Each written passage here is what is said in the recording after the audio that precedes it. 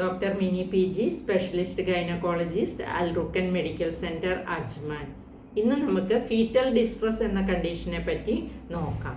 Fetal distress എന്ന് പറയുമ്പോൾ ബേബിയുടെ ഒരു ഹാർട്ട് റേറ്റും എല്ലാം കുറഞ്ഞിട്ട് ബേബിക്ക് ഒരു പ്രശ്നങ്ങൾ ഉണ്ടാവുന്ന ഒരവസ്ഥേനെയാണ് ഫീറ്റൽ ഡിസ്ട്രസ് എന്ന് പറയുന്നത്.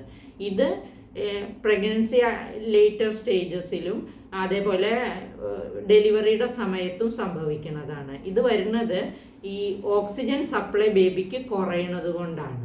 അപ്പോൾ ഇങ്ങനെ വരാനുള്ള കാരണം ഈ ബേബിയുടെ ഗ്രോത്ത് റെസ്ട്രിക്ഷൻ വന്നാൽ IUGR ബേബി, തൂക്കക്കുറവുള്ള ബേബീസിന്, പിന്നെ അമ്മയ്ക്ക് പ്രഷർ, ഷുഗർ, അല്ലെങ്കിൽ മറുകുട്ടി വേർപെട്ട് പോവുക, പുക്കിൾക്കൊടി കഴുത്തിന് ചുറ്റും ചുറ്റിയിട്ട് വരിക, അല്ലെങ്കിൽ പുക്കിൾക്കൊടി ആദ്യം വെള്ളം പൊട്ടി പോകുമ്പോൾ ആദ്യം പുറത്തേക്ക് പുക്കിൾക്കൊടി വരിക, കോഡ് പ്രൊലാപ്സ് എന്ന് പറയും. ഇങ്ങനെയൊക്കെ ഉള്ള സിറ്റുവേഷനിലാണ് ഈ ഫീറ്റൽ ഡിസ്ട്രസ് ഉണ്ടാകുന്നത്. അപ്പോൾ ഫീറ്റൽ ഡിസ്ട്രസ് അറിയാൻ വേണ്ടിയിട്ട് നമ്മൾ CTG എന്നുള്ള ബേബിയുടെ ഹാർട്ട് റേറ്റിൻ്റെ ഒരു ഗ്രാഫ് എടുക്കും. അതിൽ ഹാർട്ട് റേറ്റ് പാറ്റേണിൽ പ്രശ്നങ്ങൾ വരിക, ഹാർട്ടിൻ്റെ റേറ്റ് കുറഞ്ഞു പോവുക, ഇതൊക്കെ നമുക്ക് മനസ്സിലാക്കുന്നത്, അതിൽ നിന്ന് നമുക്ക് മനസ്സിലാക്കാൻ പറ്റുക കുട്ടിക്ക് എന്തോ പ്രശ്നമുണ്ട്, ഫീറ്റൽ ഡിസ്ട്രസ് ഉണ്ട് എന്നുള്ളതാണ്.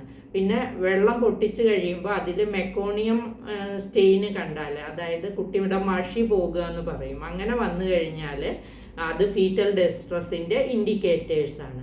ഇങ്ങനെ ഫീറ്റൽ ഡിസ്ട്രസ് വന്നു കഴിഞ്ഞാൽ ഉടനെ തന്നെ കുഞ്ഞിനെ ഡെലിവറി ചെയ്യേണ്ടത് അത്യാവശ്യമാണ്. അപ്പം ഇതിൽ ചെയ്യേണ്ടത് അമ്മേനെ ലെഫ്റ്റ് ലാറ്ററൽ പൊസിഷനിൽ കിടത്തും, പിന്നെ അഡിക്വേറ്റ് ഓക്സിജനേഷൻ കൊടുക്കും അമ്മയ്ക്ക്, പിന്നെ IV ഫ്ലൂയിഡ്, ഹൈഡ്രേഷൻ പ്രോപ്പർ ആക്കാൻ വേണ്ടിയിട്ട് IV ഫ്ലൂയിഡ്സ് എല്ലാം കൊടുക്കും. ഡെലിവറിക്ക് ആയിട്ടുണ്ടെങ്കിൽ ഫുൾ ഡയലറ്റേഷനും എല്ലാം, ഹെഡെല്ലാം താഴേക്ക് ഇറങ്ങിയിട്ടുണ്ടെങ്കിൽ ഇൻസ്ട്രുമെൻ്റൽ ഡെലിവറി ചെയ്യാം. ഐദർ വാക്വമോ അല്ലെങ്കിൽ ഫോസപ്സോ വെച്ചുള്ള ഡെലിവറി ചെയ്യാം. അല്ല ലേബർ പ്രോഗ്രസ് ചെയ്തിട്ടില്ല, പ്രസവിക്കാൻ കുറച്ച് സമയം എടുക്കും, കൂടുതൽ സമയം എടുക്കുന്നുണ്ടെങ്കിൽ സിസേറിയൻ ചെയ്ത് കുട്ടീനെ ഉടനെ പുറത്തേക്ക് എടുക്കുകയാണ് വേണ്ടത്. എന്താണെന്ന് വെച്ചാൽ ഈ ഫീറ്റൽ ഡിസ്ട്രസ് വന്നു കഴിഞ്ഞാൽ കൊച്ചിനും കുറച്ച് പ്രശ്നങ്ങൾ വരാം. മെക്കോണിയം ആസ്പിറേഷൻ എന്ന് പറയും. ഈ മഷി കലർന്ന അമ്നിയോട്ടിക് ഫ്ലൂയിഡ് കുട്ടി കുടിച്ചാൽ കുട്ടിക്ക് ശ്വാസകോശത്തിനെല്ലാം പ്രശ്നങ്ങളുണ്ടാകാം. പിന്നെ ഓക്സിജൻ സപ്ലൈ കുറയുന്നത് കൊണ്ട് എൻകെഫലോപ്പതി എന്നുള്ള പ്രശ്നം വരാം. പിന്നെ ബേബിക്ക് ഫിറ്റ്സ് പോലെ വരാം. പിന്നെ ബേബിക്ക് ഡെവലപ്മെൻ്റൽ ഡിലേകൾ വരാം. പിന്നെ സെറിബ്രൽ പാൾസി എന്നുള്ള കണ്ടീഷനൊക്കെ വരാം. അപ്പം ഇങ്ങനെയുള്ളതൊക്കെ പ്രിവെൻറ്റ് ചെയ്യാനാണ് ഫീറ്റൽ ഡിസ്ട്രസ് ഉണ്ടെങ്കിൽ ഇമീഡിയറ്റ് ആയിട്ട് ഡെലിവറി ചെയ്യിക്കുക എന്ന ഓപ്ഷൻ സ്വീകരിക്കേണ്ടത്.